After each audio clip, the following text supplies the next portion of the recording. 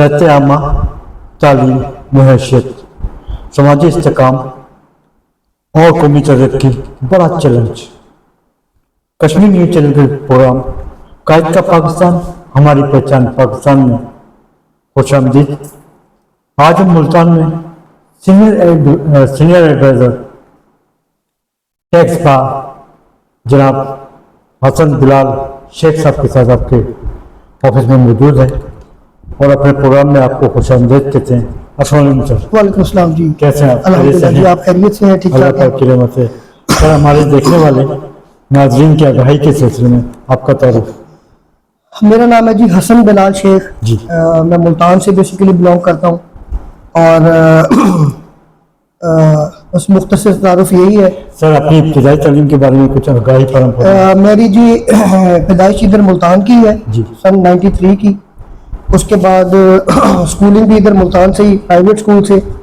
اس کے بعد میں نے آئی کام کیا، بی کام کیا پنجاب کالج سے، ایفیلیشن اس کی تھی باوجود ذکر یونیورسٹی سے۔ اس کے بعد ہمارا بڑا پریسٹیجیس انسٹیٹیوٹ ہے Gilani law college, B Z U میں، وہاں سے میں نے ایل ایل بی کیا جی، اور 2017 میں، اور وہیں سے پھر میں نے ایل ایل ایم کیا جی 2019 میں۔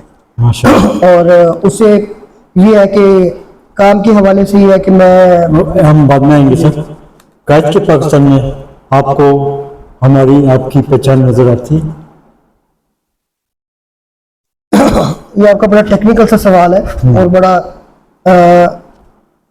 دیکھیں جی، پہچان نظر آنا بظاہری یا نہ نظر آنا، اس کا تو جواب دینا مجھے لگتا ہے کہ کسی بھی اینڈ کے اوپر کسی کے لیے بھی بڑا مشکل ہے۔ لیکن مجھے یہ لگتا ہے کہ ہمیں اپنے اینڈ پہ کوشش کرتے رہنا چاہیے کہ ہم اپنی انڈیویجول کی پہچان اگر یہ بنائیں کہ واقعی یہ پاکستانی ہے اور کہیں پر جائیں تو ہمیں پاکستانی سمجھا جائے اور اس کے مطابق ہمیں عزت دی جائے، اور جو کہ میرا خیال ہے کہ کسی بھی قومیت کے کسی بھی بندے کا حق ہوتا ہے، وہ شاید زیادہ بہتر ہوگا۔ اب ماضی اور موجودہ نظام تعلیم کے بارے میں آپ کی کیا رائے ہے؟ سوری جی، ماضی اور موجودہ نظام تعلیم کے حوالے سے جی ایسے ہے کہ مجھے یہ لگتا ہے کہ ہر دور میں کچھ چیزیں جو ہوتی ہیں وہ اس کے مطابق بالکل ٹھیک ہوتی ہیں اور اس کے مطابق غلط بھی ہو سکتی ہیں۔ ماضی کے دور کو دیکھا جائے تو اگر ہم اپنے اسٹوڈنٹس کو دیکھیں یا اپنے اساتذہ کو دیکھیں تو اس میں جو مجھے محسوس یہ ہوتا ہے کہ تب سنسیئرٹی زیادہ تھی اپنے کام کے ساتھ۔ اللہ تعالیٰ جنت نصیب کرے، میری والدہ پروفیسر تھیں، تو میں ان کو دیکھا کرتا تھا کہ وہ جس طریقے سے مطلب جتنے محنت سے، خلوص دل سے اور نیت سے جس طرح وہ اسٹوڈنٹس کی غیر موجودگی میں بھی اگر پیپر چیک کر رہے ہیں تو جو معاملہ جس طرح وہ کرتی تھی، آج کل مجھے یہ لگتا ہے کہ شاید اس چیز کی قدر ایک کمی ہے، اسٹوڈنٹس کے حوالے سے بھی اور ٹیچرز کے حوالے سے بھی۔ سر صحت تعلیم قوم کا بنیادی حق، پالیسی میکر بجٹ کے موقع پر صحت اور تعلیم کو اور قوم کو نظر انداز کیوں کرتے ہیں؟ دیکھیں یہ وہ ایک بیسک جو چیزیں ہماری یہ وہ ہیں جو ہمیں پاکستان کو باقی پوری دنیا سے الگ کرتی ہیں، کہ ہم پوری دنیا کی مثالیں لے لیں تو ہمارے پاس ہر چیز موجود ہے جو باقی دنیا میں نہیں ہے۔ اس کے باوجود وہاں پر لوگ اور وہ کامیاب اس لیے ہیں کہ وہ صحت اور تعلیم، ان دو چیزوں کے اوپر ان کا سب سے بڑا فوکس ہوتا ہے۔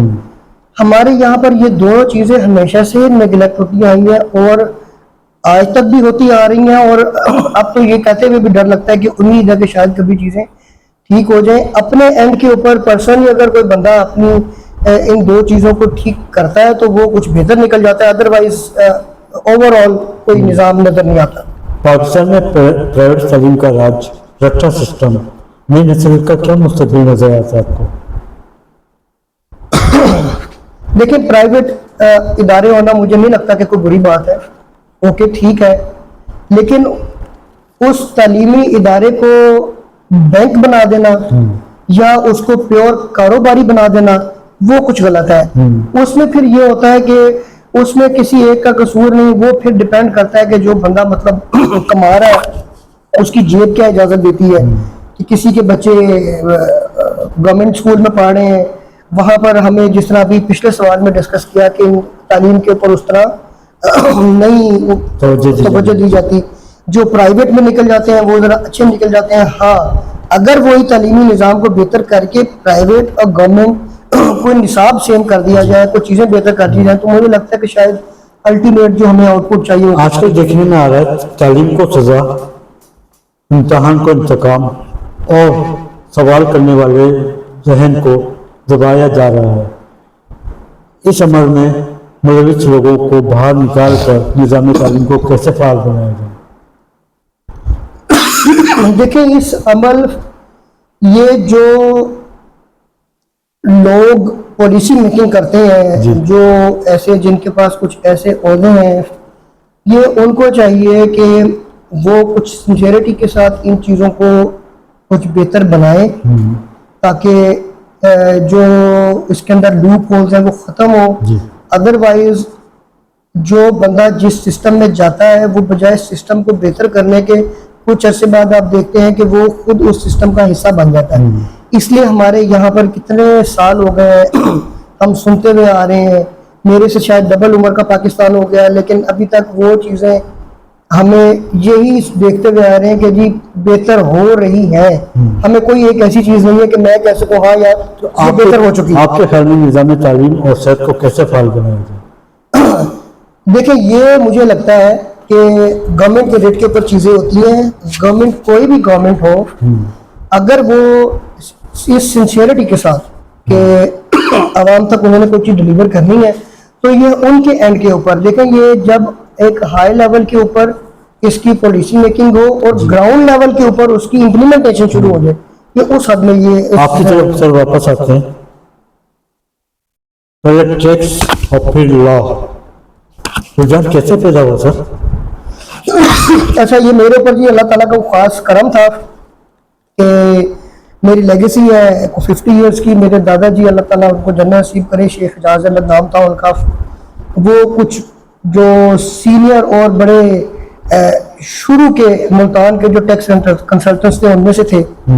اس کے بعد میرے تایا جی شیخ احمد ندیم حسین، میرے والد صاحب ایڈوکیٹ ہائی کورٹ محمد وسیم بلال، یہ بھی ٹیکس کی پریکٹس. تو مطلب میں نے آنکھ کھولی ہی آپ سمجھیں کہ اسی ماحول میں ہے.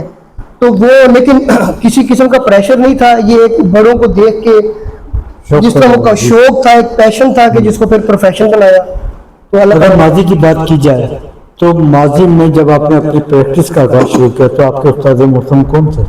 اچھا جی فارچونیٹلی انفارچونیٹلی کہ میرا یہ آفس کو باقاعدہ سنبھالنے سے پہلے میرے والد صاحب کا بھی انتقال ہو گیا اور میرے تایا جی کا بھی انتقال ہو گیا. لیکن وہ ہوتا یہ ہے کہ اللہ تعالیٰ کا وعدہ ہے کہ وہ ایک در بند کرتا ہے تو 100 دروازے کھولتا ہے. اس میں میں جہاں بھی میرا نام لیا جاتا ہے میں یہ سمجھتا ہوں کہ میرے نام سے پہلے ان کا نام لینا چاہیے کہ جنہوں نے مجھے باقاعدہ اس کرسی پہ بیٹھنے کا ادب، پین پکڑنے کا طریقہ انگلی پکڑ کے سکھایا. ہمارے موسٹ سینئر ہیں آج کل پریزیڈنٹ ٹیکس بار کے یونس غازی صاحب، وہ استاد محترم ہیں جی میرے. اور انہوں نے مجھے مطلب جتنی محنت انہوں نے میرے اوپر کی ہے شاید وہ کسی کو بھی پکڑ کے اگر اسی آدھی محنت بھی کرتے تو وہ آپ کے ساتھ. عثمان عادل صاحب پہ بھی ان کا شفقت کا تھا. میں کہتا ہوں جی ان کی شفقت کے بغیر مجھے نہیں لگتا کہ کوئی بندہ اس کام میں کامیاب ہو. رائٹ. کبھی باہر کی سیاست میں حصہ لیا؟ نہیں جی باہر کی سیاست میں نہیں. البتہ والد صاحب میرے پریزیڈنٹ بھی رہے، وائس پریزیڈنٹ بھی رہے ملتان ٹیکس بار کی، ان کی کافی خدمات ہیں. لیکن میں نے آج تک کبھی اس طرف کیا آپ کسی پولیٹیکل پارٹی کا حصہ ہیں؟ میں کسی پولیٹیکل پارٹی کا حصہ نہیں ہوں جی. میں تو عام انتخابات کے موقع پر کس کو سپورٹ کرتے ہیں؟ دیکھیں ہم نے تو جب پہلا ووٹ کاسٹ کیا تب تو اوبیسلی ہماری جو ایج ہے وہ پی ٹی آئی. تو ایک ووٹ میں نے کاسٹ کیا، وہ پی ٹی آئی کو کاسٹ کیا. لیکن یہ ہے کہ میں ایک بات یہ کرتا ہوتا ہوں کہ میں کسی نواز شریف کو، عمران خان کو، زرداری کو، ایکس وائی زی کسی کو پرسنلی نہ وہ مجھے جانتے ہیں نہ میں ان کو جانتا ہوں. مجھے یہ ہے کہ پرسنل اکاؤنٹیبلٹی اللہ کا فرمان ہے کہ جیسی عوام ویسے حکمران، خود کو ٹھیک کرنا چاہیے بجائے ہم ان کو الزام دیتے ہیں. سر آپ کی اعلیٰ خدمات کو مد نظر رکھتے ہوئے कभी हुकूमती सतह पर कोई पेशकश हुई सरकारी अहदे की? नहीं जी, इस तरह का कोई वो था भी जी। नहीं, क्योंकि मेरे पास अल्फाज की कमी है, वोकैबलरी थोड़ी कम है, मुझे वो आइडिया नहीं। वो अक्सर घोड़ों को लगाया जाता है कि वो सीधा देख के चलें।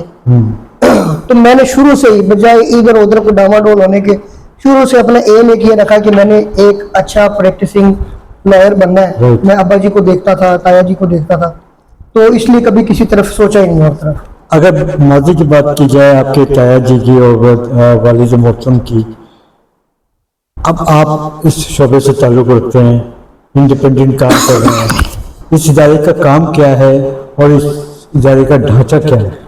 अच्छा, इसका ये है कि जी शुरू से ही हमारा ऐसे है कि हम जो टैक्स की सर्विसेज हैं जी वो प्रोवाइड करते जी। हैं। उसमें आपकी डॉक्यूमेंटेशन से लेके, रिटर्न फाइलिंग से लेके, आपकी लिटिगेशन तक, हाई कोर्ट तक, वो सारा कुछ मतलब देखते हैं। उसमें तमाम किस्म के हमारे टैक्सेस और बिजनेस की हमारी कंसल्टेंसी, टैक्स की कंसल्टेंसी। और क्या आप किसी कंपनी के लीगल एडवाइजर भी या टैक्स एडवाइजर? नहीं, मैं जी अपना पर्सनल प्राइवेट।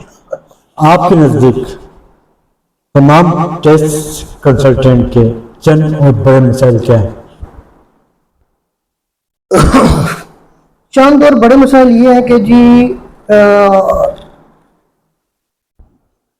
कि आप देखें कि हम लोग एज मिडल मैन काम कर रहे होते हैं between the government and the client. जी हमारी कोशिश ये होती है कि कुछ चीज़ को बेहतर रखते हुए गवर्नमेंट का जो जेब है वो भी पूरी की जाए, और क्लाइंट की असल में कंसल्टेंट रखने की उनकी सोच ये होती है कि टैक्स बचाना है ऐसी। तो हमें ये होता है कि गवर्नमेंट को भी टैक्स दिया जाए, जी क्लाइंट से टैक्स लेके भी दिया जाए, और उसको मुतमईन भी रखा जाए। अच्छा, इसमें जो हमें जो चैलेंजेस होते हैं वो ये होते हैं कि क्लाइंट से सबसे पहले तो जो फी का, ऑब्वियस सी बात है कि ये सर्विसेज ऐसी होती हैं कि हर बंदा अपने अकॉर्डिंग चार्ज कर रहा होता है। कुछ लोगों को ये चीज़ फेस करनी पड़ती है कि हम देखें, अब ये हर किसी के पास क्लाइंट की एक साइकी होती है, वो जाके कहते हैं जी आप 5 रुपए ले रहे हैं, एक बंदा 3 रुपए ले रहा है। हालांकि सवाल ये बनता है कि अगर वो बंदा 3 रुपए ले रहा है तो फिर आप 5 रुपए वाले के पास क्या कर रहे हैं? एक ये चैलेंज आ गया। चले हम क्लाइंट को अकोमोडेट भी कर दें, वो भी सच्चा है। ये लोगों को एक एक्स्ट्रा बर्डन लगता है टैक्स देना और वकील को फीस देना, हम वो भी उनको अकोमोडेट कर दें, तब कि अगर हमें हुकूमत की तरफ से किसी किस्म का कुछ स्टाइपेंड मिलता हो, कोई हमें हुकूमत की तरफ से कोई सपोर्ट हो कि हाँ ये लोग जो हमारे पास रजिस्टर्ड है और हुकूमत को ये फ़ायदा पहुंचा रहे हैं, ये फ़ायदा लेकर दे रहे हैं, कोई ऐसा हो कि आपके एंड से जितना टैक्स जमा होगा कोई अल्टीमेटली कोई उनकी कोई मतलब कोई उसका कोई रिवॉर्ड मिलता हो। एक्चुअली उससे कोई किसी का ना ऑफिस चलना या घर चलना, लेकिन एक जो एक्साइटमेंट का लेवल अपने काम करने के साथ, एक जो मुझे लगता है कि जो दिल लगी है काम करने के साथ, कुछ लोग आते हैं उनको समझाया जाता है, वो जी 40 साल की उम्र में जाके वो इस कैपेसिटी पहुंचे हैं, तब तक वो उम्र गुजार चुके होते हैं। तो इन चीज़ों को थोड़ा सा मद्देनजर रखना चाहिए, कोई प्लेटफॉर्म ऐसा होना चाहिए। आपके ख्याल में क्या आज भी सीनियर कंसल्टेंट को मुश्किलात का सामना करना पड़ रहा है?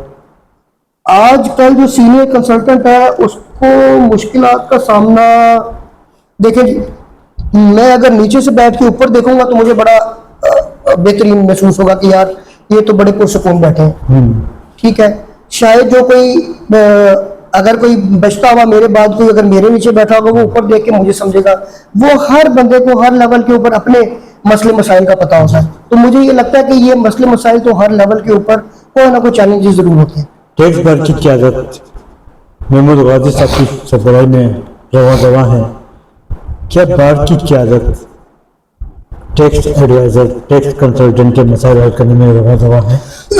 देखें जी, वो मेरे सारे बड़े सीनियर्स हैं, मैंने उनको अपने अब्बा जी के साथ उठते बैठते देखा है, और वो बिल्कुल ऐसे हैं कि वो अपने एंड पे जो बार है, जो उनकी एग्जीक्यूटिव बॉडी है, जो उनके लोग हैं, वो बिल्कुल इस चीज़ की ये फिर मैं रिपीट करता चलूँ कि अपने एंड से वो एजुकेशनल सेशंस भी रखते हैं। वो कभी कोई ना कोई फलाही काम करने जा रहे हैं तो अपने लोगों को साथ ले गए कि जहाँ जा रहे हैं वहाँ पता चले कि हम टैक्स बार को रिप्रेजेंट करने जा रहे हैं।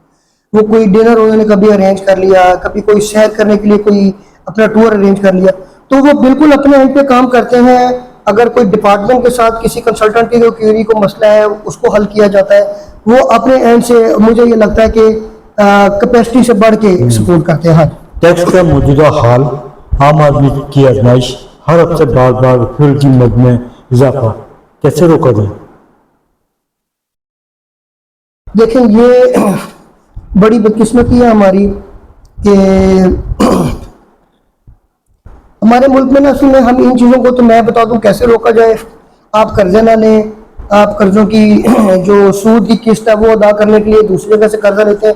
یہ ساری وہ باتیں ہیں جو ہم ٹیلی ویژن پہ سارا دن سنتے ہیں. ہر بندہ اس کے بیک اینڈ پہ کیا مطلب ہے وہ آئیڈیا ہے یا نہیں ہے, لیکن ڈسکس کر رہا ہوتا ہے. مجھے یہ لگتا ہے کہ بیسک جو لوگ ہمارے جو کچھ ایسی جگہ پر بیٹھے ہیں, اکانومی کے جو فیکٹرز ہیں اگر وہ پورے ہوں گے تو آٹومیٹکلی ہر چیز ہماری بہتر ہو جائے گی. جو بیسک چارج آپ کے خیال میں ٹیکس کہاں چوری ہو رہی ہے اور کس شعبے میں چوری ہو رہی ہے؟ دیکھیں یہ چیز کو باقاعدہ طور پہ پوائنٹ آؤٹ کرنا کہ کہاں چوری ہو رہی ہے اور کس شعبے میں چوری ہو رہی ہے, یہ تو خیر مجھے لگتا ہے کہ تھوڑا پوائنٹ آؤٹ کرنا مشکل ہو جائے گا میرے لیے. لیکن ٹیکس یہ اگر آسان ہو جائے گا کہنا کہ ٹیکس کی چوری, ہر بندہ ٹیکس دینا چاہتا ہے, چوری ٹیکس کوئی بھی نہیں کرنا چاہتا. جو لوگ میرے پاس آتے ہیں, جتنی میری ان کے ساتھ ڈسکشن ہوتی ہے, کہ کوئی بھی ٹیکس چوری نہیں کرنا چاہ رہا ہوتا. لیکن جب وہ میرے سے سوال یہ کرتے ہیں کہ ہم اتنا ٹیکس تو بھریں, اس کے بدلے میں ہمیں حکومت سے کیا ملے گا, یہاں پر بھی تھوڑا سا ہم لاجواب ہوتے ہیں. یہاں پر پھر جو ٹیکس کی ریشو ہے وہ بھی ذرا کم ہو جاتی ہے. پھر وہ کہتے ہیں کہ جی حکومت جب ہم سے پہلے ہی زبردستی اتنا ٹیکس لے رہی ہے, ہم at the end of the year دوبارہ مزید ٹیکس جمع کرائیں. تو ٹیکس چوری نہیں ہو رہی, اصل میں سسٹمیٹک نہیں ہے چیزیں کچھ. پاکستان میں تمام ٹیکس ایڈوائزر ہوں یا ٹیکس کنسلٹنٹ کی خدمات پر سوالیہ نشان. نیٹ پر موجود ٹیکس پیئر کے تحفظات ایف بی آر کی طرف سے بار بار نوٹس جاری, کیسے روکا جائے؟ دیکھیں یہاں میں یہ سمجھتا ہوں کہ جو میڈل مین ہوتا ہے اس کو یہ چاہیے کہ وہ دونوں طرف کی چیزیں, جو اچھائیاں ان کو بھی بتائے اور برائیاں ان کو بھی بتائے. یہاں پر مجھے یہ لگتا ہے کہ ہم کسی بھی لیول کے اوپر جا کر بات کریں تو ایف بی آر کی یہاں پر زیادتی ہے. دیکھیں کہ ہوتا یہ ہے کہ جو لوگ ٹیکس پیئر ہیں ان کو آپ تھوڑا سا فیسیلیٹیٹ کریں کہ وہ لوگ بجائے تنگ ہونے کے وہ اپنے ارد گرد کے لوگوں کو اس سرکل میں لے کر آئیں. یہاں پر کیا ہوتا ہے کہ جو ٹیکس پیئر ہے اس کو اتنا مطلب شکنجے میں اس کو جکڑا جاتا ہے, اس کے زبردستی جبری اس کے اکاؤنٹ بند کر دیے جاتے ہیں. ایک نوٹس ایشو ہوتا ہے, نوٹس پہنچتا ہے, ایڈریس پہ نہیں پہنچتا. آن لائن ان کا سسٹم ایسا ہے کہ وہ انہوں نے چلا دیا, اس کے اوپر کام کر رہے ہیں, لیکن اس کے اندر کافی زیادہ بگز آتے ہیں. پہنچ رہا ہے نہیں پہنچ رہا, پھر آپ نے اپنے اینڈ سے ہر کسی کو اختیارات دے دیے کہ وہ بینک بلاک کرتے ہیں, پیسے نکال لیتے ہیں, پھر اس کی ہم اپیل کرتے ہیں, پھر اپیل چلتی رہتی ہے.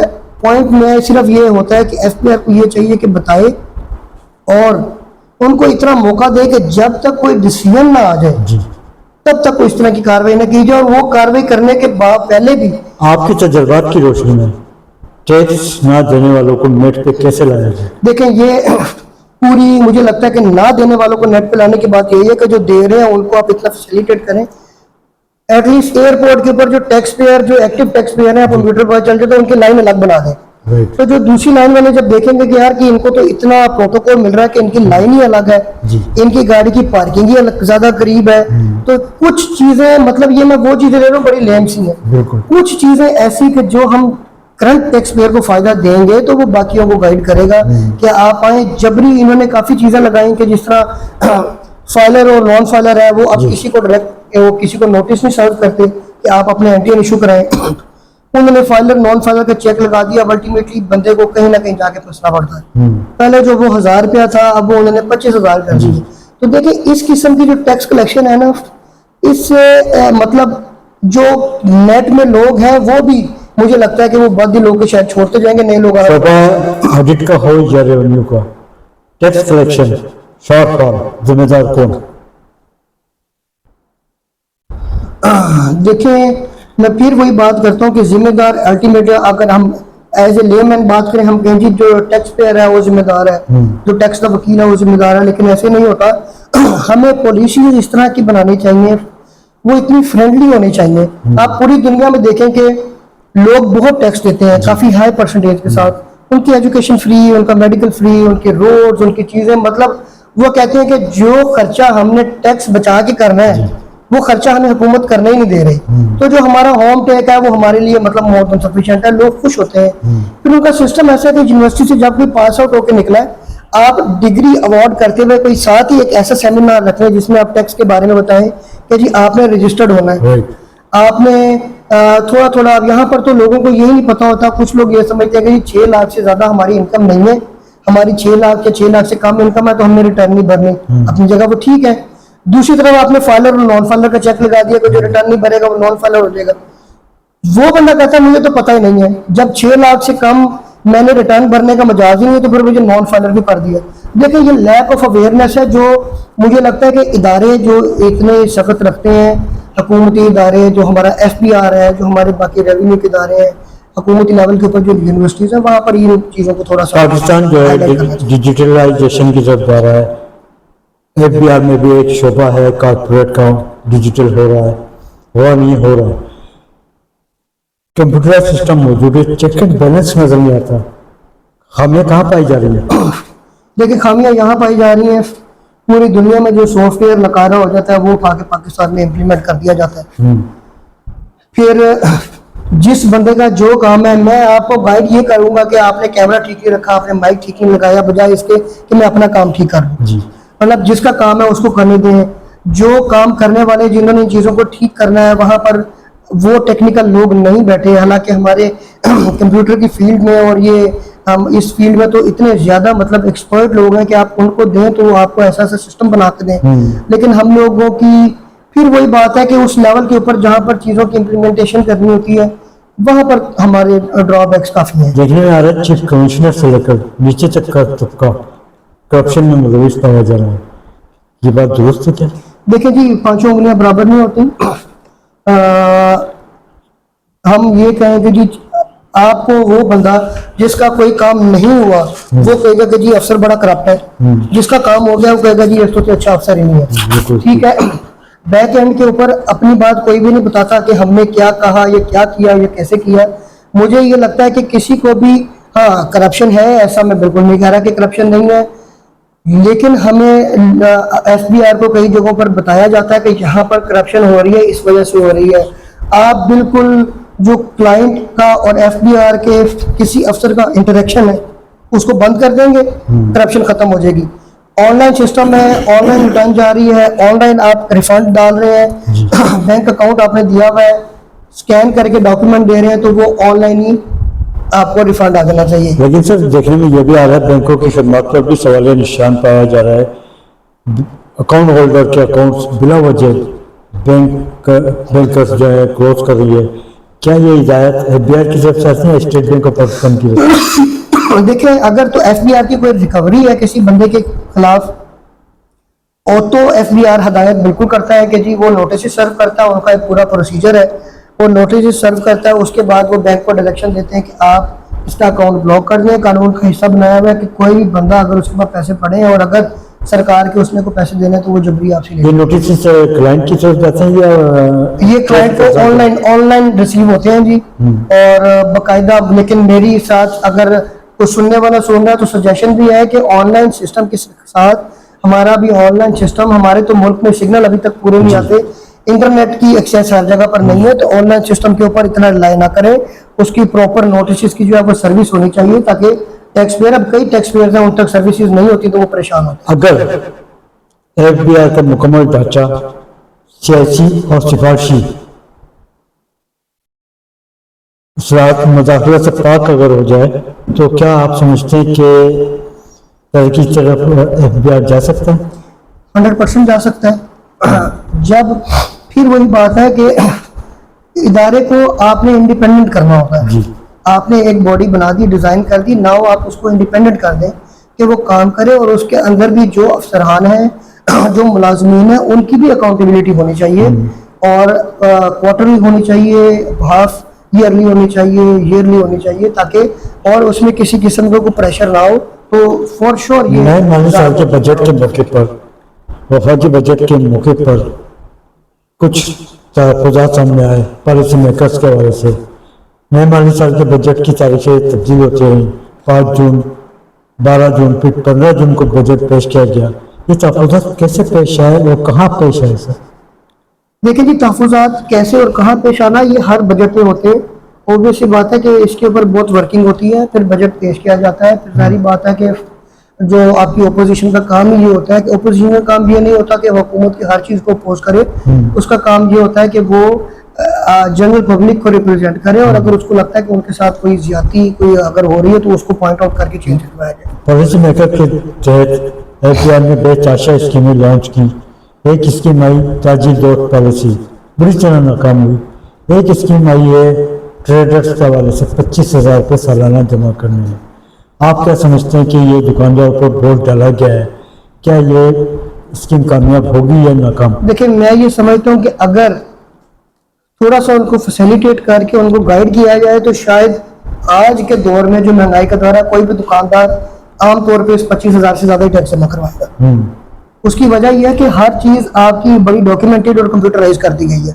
आप कोई चीज एफपीआर से कंसील नहीं कर सकते। तो जब कोई चीज आप कंसील नहीं कर सकते, कानून में यहाँ तक बात है कि बैंक एफपीआर को बताने का बाउंड है कि ये पैसा जो बंदे के अकाउंट में क्रेडिट हो रहा है ये कहाँ से आ रहा है और कहाँ जा रहा है। तो इसके बियॉन्ड तो कुछ भी नहीं है। तो आप हर चीज एफबीआर की बड़ी ऑन रिकॉर्ड है। तो ये चीज मुसन्नत कर देना शायद कुछ लोगों को तंग, और जमा तो करवा देंगे लेकिन ये शायद कुछ लोगों को तंग करेगी, बजाय इसके कि आप थोड़ा सा उनको फैसिलिटेट करें तो इससे ज्यादा पैसे। बिजनेस कम्युनिटी के हवाले से बड़े तहफ़्फ़ुज़ात सामने आ रहे हैं। Chamber of commerce and industry business community के हवाले से रीढ़ की हड्डी रखती है। इसकी खिदमत पर भी सवालिया निशान पाया जा रहा है। इनकी खिदमत क्या है सर चैम्बर ऑफ कॉमर्स की? देखिए जी, ये एक बड़े लेवल के ऊपर बिजनेस कम्युनिटी को, अच्छे बिजनेस को सपोर्ट करते हैं with in the country, outside the country. इनकी सपोर्ट के बगैर बहुत सारी चीज़ें नामुमकिन है। बात फिर वही है जी कि ये भी यहाँ पर भी हम हमारी तरह के लोग ही बैठे हुए हैं, और फिर उन्होंने कोई हुकूमत के खिलाफ जाके नहीं, वो उस पर्टिकुलर प्रीमिसेस के अंदर रहते हुए उन्होंने भी काम करना है। हमारी एज ए ले मैन या एज ए बिजनेस मैन हमें चाहिए ये होता है कि हमारी ऑब्वियस बात है कि हैंडसम इनकम हो, हमारे अखराजात कम हो, हमारे ऊपर टैक्सेस कम हो, और इस किस्म की चीज़ें। यही बातें हम लेके इस फॉरम के ऊपर जाते हैं। वो फॉरम भी सपोर्ट उस हद तक करता है या कर सकता है जिस हद तक वो कर सकता है। अल्टीमेटली जहाँ पर बात फिर वही गवर्नमेंट के ऊपर या कानून के ऊपर आ जाती तो वहाँ पर सबके हाथ बंधे हुए हैं और उस पर मुश्किल में तवानाई बहरान, सनअती यूनिट तबाह, रियल एस्टेट को आजकल प्रमोट किया जा रहा है, वजूहत क्या है? देखें जी, ऐसे होता है कि ये जो तवानाई का बहरान या बाकी चीज़ें हैं ये आँख खुलती हमने, बल्कि अभी भी हम अपना यूपीएस लगा के बैठे हैं लाइट अभी भी मौजूद नहीं है। ये चीज़ प्रॉपर्टी को बूस्ट किया जा रहा है। असल में चक्कर ये है कि यहाँ पर अभी मेरी अपनी असेसमेंट ये है कि हुकूमत शायद इस तरह सोचती है कि कभी किसी सेक्टर को बूम देना है, कभी किसी सेक्टर को बूम देना है, कभी किसी सेक्टर को बूम देना है। तो उस चक्कर के मुताबिक आजकल प्रॉपर्टी की बारी है तो शायद इस वजह से बूम है। अदरवाइज ये कुछ महीने पहले आप चले जाए तो उसका भी काफ़ी बिरादर। सर, बजट के मौके पर आवाम की नज़रें और मुलाजमीन की नज़रें बजट के मौके पर होती हैं, जहाँ अवाम और मुलाजमीन सबसे ज़्यादा तनख्वाह और टैक्स पे अदा करते हैं। आपके ख्याल में अवाम को नज़रअंदाज क्यों किया जाता है और मुलाजमीन को? उसकी वजह ये है कि जी मजबूरी से शायद मुझे लगता है फ़ायदा उठाया जा रहा है कि एक मुलाजिम है, उसने मुलाजमत करनी है, उसके पास कुछ सेकंड सोर्स ऑफ इनकम भी नहीं है, कुछ सेकंड ऑप्शन भी नहीं है। वो आपके सर्कल का, आपके चैप्टर का एक हिस्सा है, उसके ऊपर आप अल्टीमेटली जो इम्प्लीमेंट करेंगे वो चाहते या ना चाहते वो उसका हिस्सा बन जाएगा। तो इसलिए सबसे ज़्यादा मुझे लगता है कि टैक्स कलेक्शन के हवाले से पाकिस्तान, ईरान और बांग्लादेश से आगे है। टैक्स कलेक्शन में कहाँ रकम खर्च हो रही है आजकल, जिसकी वजह से रेवेन्यू गिरता चला जा रहा है? लेकिन फिर वही बात यह है कि हम लोग बजाय पुरानी चीज़ों को ठीक करने के, हमें आज तक ये पढ़ाया जाता है कि जो हमारा आइन था उसके अंदर क्या गलतियां थी। आज तक मैंने किसी किताब में ये चैप्टर नहीं पढ़ा जो आइन में गलतियां थी वो इस तरीके से ठीक हो गया जी। इसलिए हमें हर चीज़ का یہ جو آپ نے بھی بات کی کہ یہ کس طریقے سے اس چیز کو ٹھیک کیا جا سکتا ہے یا یہ پیسہ کہاں پر جا رہا ہے، یہ ہمارا ایسا ہی ہے جی کہ ایک جگہ سے پکڑ کے دوسری جگہ دیا جا رہا ہے اور تیسری جگہ سے پکڑ کے پہلی جگہ پوری کی جا رہی ہے.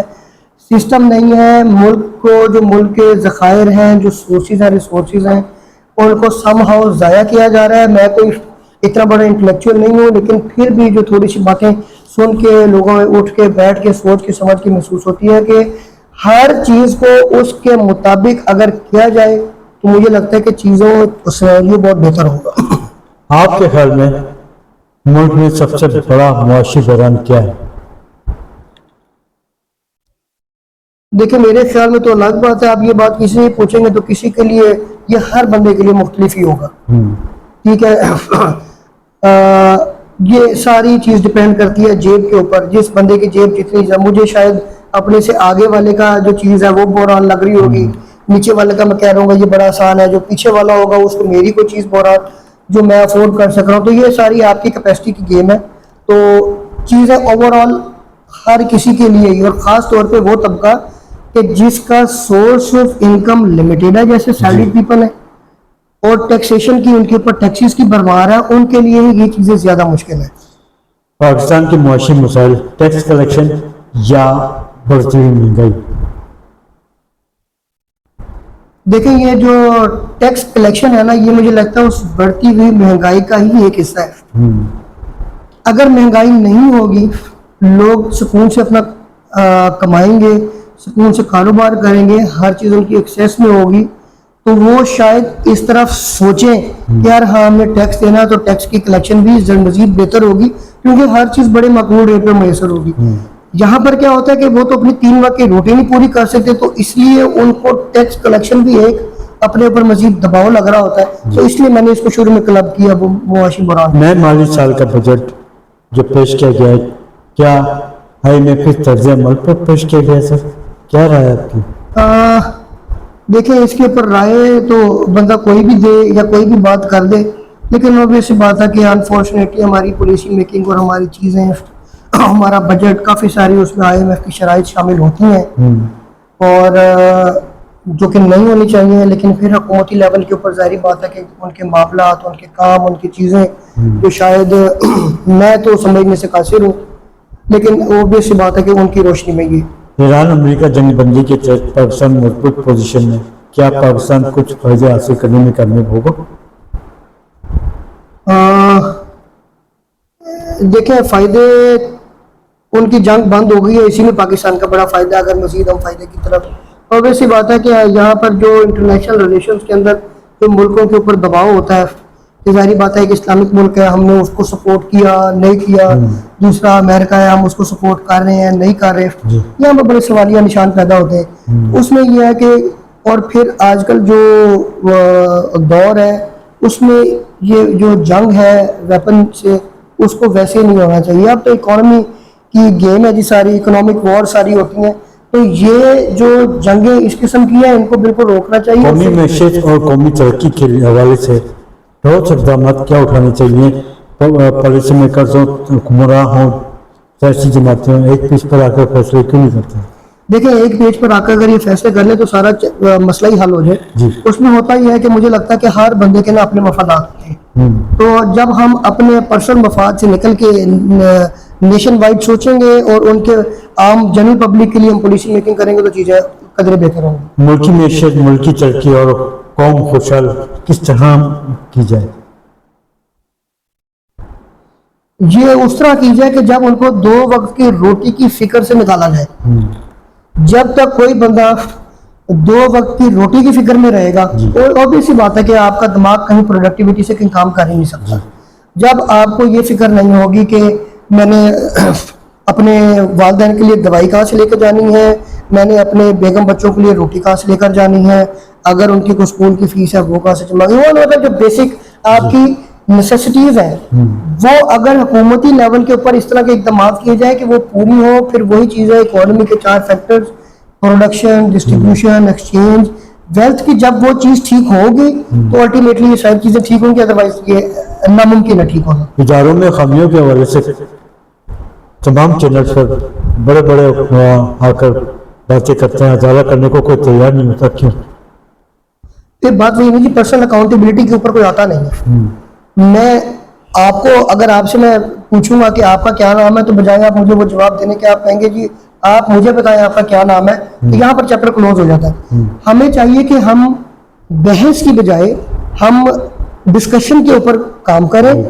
کسی کی کوئی چیز ٹھیک ہے اس کو ایڈ کریں, کہ کسی کی کوئی چیز غلط ہے وہ کسی کی بھی ہے اس کو نکالیں سیم پیج کے اوپر. جب آپ کا موٹیو ایک ہوگا, جب آپ کا ایم ایک ہوگا, آپ کا مشن ایک ہوگا, اور آپ لائلٹی کے ساتھ آپ جس ملک کو سرو کر رہے ہیں اس کی عوام کے بارے میں سوچیں گے, تو یہ مسئلے حل کرنا مجھے لگتا ہے کوئی اتنی بڑی بات نہیں ہے. پوری دنیا میں آپ کی نظر میں کیا policy maker F B R میں پالیسیوں کے حوالے سے خدمات انجام دے رہے ہیں صحیح؟ کس چیز کے حوالے سے policy maker F B R میں پالیسیاں جو مرتب کی جا رہی ہیں اس حوالے سے خدمات پیش کر رہے ہیں اچھے سے؟ دیکھیں مجھے لگتا ہے کہ وہ بات جو گراؤنڈ لیول کے اوپر ہوتی ہے وہ آپ کو اوپر لیول تک نہیں جا رہی. اگر جائے تو معاملات, میں یہ سمجھتا ہوں کہ یار مجھے اس چھوٹے سے کمرے میں بیٹھ کے اگر کچھ ایسی چیزوں کی سمجھ میں آ رہی ہے کہ یہ ٹھیک ہے اور غلط ہے, تو وہ لوگ جو بڑے بڑے ایوانوں میں بیٹھے ہیں ان کو یہ چیز کیوں نہیں سمجھ میں آ رہی کہ نیچے ہماری عوام کے ساتھ کیا ہو رہا ہے. عوام اور کلائنٹ انصاف چاہتے ہیں, انصاف کی فراہمی کے حوالے سے رکاوٹیں کہاں پیش آتی ہیں جس کی وجہ سے مقدمات التوا کا شکار ہیں؟ دیکھیں ہر جگہ پر ہی پریشانی ہے, ہر جگہ پر ہی رکاوٹ ہے. ایک قانون بنا دیا گیا ہے, اب اس قانون کے اوپر آپ نے امپلیمنٹ کرنا ہے. اگر کوئی اس قانون کے اوپر امپلیمنٹ کر کے کوئی کسی سے کوئی ایکسٹرا فیور لے کے ہٹ جاتا ہے, چار بندوں میں بیٹھ کے وہ کہتا ہے اچھا یار میں نے تو ایسے ایسے کر دیا تھا, تو جو باقی تین بندے ہو جاتے ہیں نا وہ متنفر ہو جاتے ہیں کہ یار. ماضی سے لے کر موجودہ وقت تک جتنی بھی حکومتیں پاکستان پر مسلط ہوئی انہوں نے قانون سازی کی, پالیسیز مرتب کی, عمل درآمد نظر نہیں آتا. عمل درآمد کیسے کرائے؟ سب سے بڑا مسئلہ پاکستان کا یہ ہے کہ ہر چیز موجود ہے, اس کی ایگزیکیوشن, اس کی پریکٹیکل ایکسرسائز موجود نہیں ہے.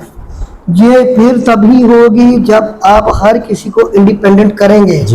اب یہاں پر اگر آپ ایف بی آر کو انڈیپینڈنٹ کرتے ہیں اور اگر اس کو کسی سیاسی جماعت کو کوئی یا کسی سیاسی بندے کو کوئی جواب دینا پڑتا ہے تو وہ اپنی اسکن سیو کرے گا بجائے قانون کو امپلیمنٹ کرنے کی.